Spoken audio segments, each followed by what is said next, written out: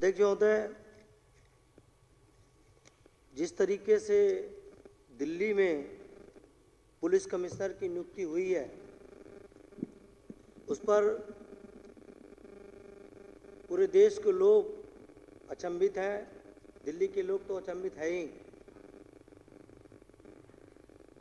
सबसे बड़ा प्रश्न राकेश अस्थाना जी के पुलिस कमिश्नर बनाए जाने पर यह है कि आखिर सरकार की क्या ऐसी जिम्मेदारी थी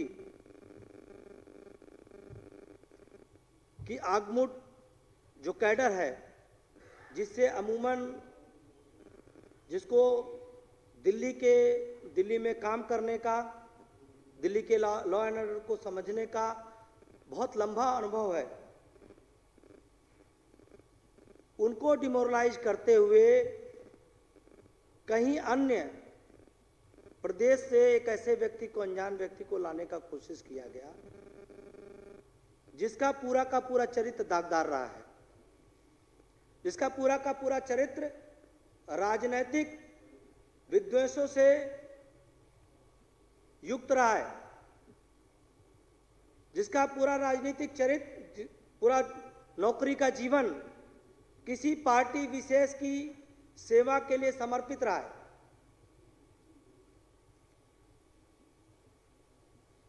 एक ऐसा व्यक्ति जिसे दिल्ली के पुलिसिंग से कभी कोई लेना देना नहीं रहा, एक ऐसा व्यक्ति जिसे दिल्ली के ज्योग्राफी के बारे में कुछ पता नहीं है, कभी दिल्ली में पुलिसिंग के ABCD को नहीं जाना, ऐसे व्यक्ति को सेंट्रल गवर्नमेंट ने सुप्रीम कोर्ट के आदेशों की अवहेलना करते हुए यहाँ नियुक्ति कर दी है। तब अध्यक्ष महोदय प्रश्न उठता है और संशय होता है, जैसा अभी संजीव भाई कह रहे थे, गुलाब भाई कह रहे थे कि तब संशय होता है कि आप किस मिशन पे भेजे हैं।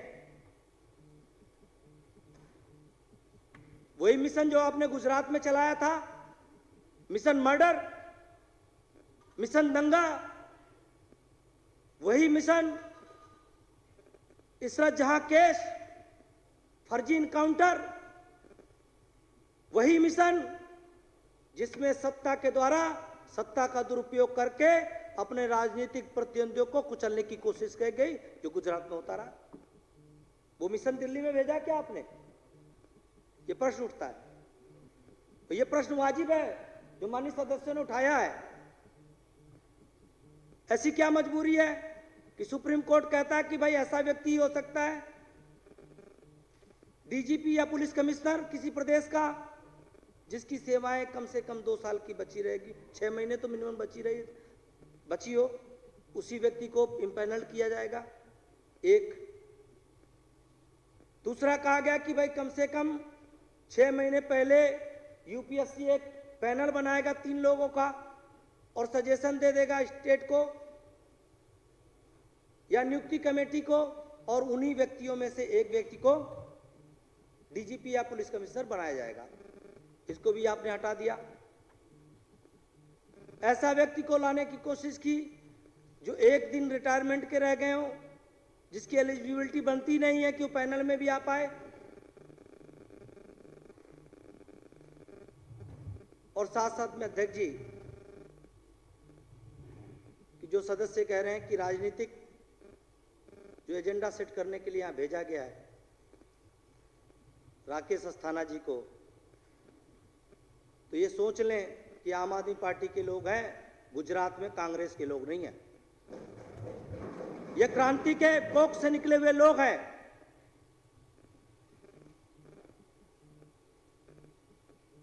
यहां पे बहुत सारे साथी बैठे हुए हैं, उनमें मैं भी हूं, जिन पर पुलिस ने विद्वेषपूर्ण तरीके से जो है FIR दर्ज करने का काम किया, केस चलाने का काम किया, और जब कोर्ट में गए तो पुलिस को लगातार डांट और फटकार मिली है। अध्यक्ष महोदय,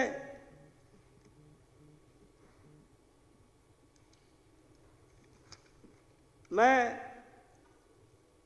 प्रधानमंत्री जी द्वारा जो देश में चल रहा है उससे थोड़ा रिलेट करके इसको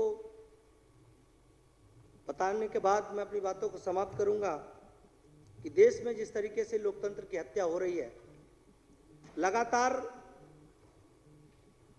जो संस्थाएं हैं उनका दुरुपयोग किया जा रहा है। जिस तरीके से सीबीआई का दुरुपयोग किया जा रहा है, जिस तरीके से ईडी का दुरुपयोग किया जा रहा है, जिस तरीके से देश में लोगों को प्राइवेसी को खत्म करने के लिए फोन की टेपिंग की जा रही है, तमाम प्रकार के सॉफ्टवेयर पेगासस जैसे मंगा करके लोगों की बातें सुन करके सरकारें गिराने के काम की जा रही हैं। अब स्पेशल मिशन पर दिल्ली पुलिस का एक विशेष व्यक्ति बना करके अपने एक विशेष नुमाइंदे को, जिसके बारे में अभी और सदस्य भी बताएंगे कि क्या क्या इतिहास रहा है उनका, मैं फिर याद दिलाना चाहता हूं। इशरत जहां केस, गुजरात दंगा, हरीश पांड्या मर्डर केस गुजरात, वहां पे अपने राजनीतिक प्रतिद्वंदियों को कुचलने के लिए जिस तरीके से राकेश अस्थाना जी का प्रयोग मोदी जी ने मुख्यमंत्री रहते किया है, उसी तरीके का प्रयास दिल्ली में करने के लिए इनकी नियुक्ति हुई है। इस असंवैधानिक नियुक्ति और कोर्ट के, माननीय सुप्रीम कोर्ट की अवहेलना करते हुए जो नियुक्ति की गई है उसकी मैं निंदा करता हूं।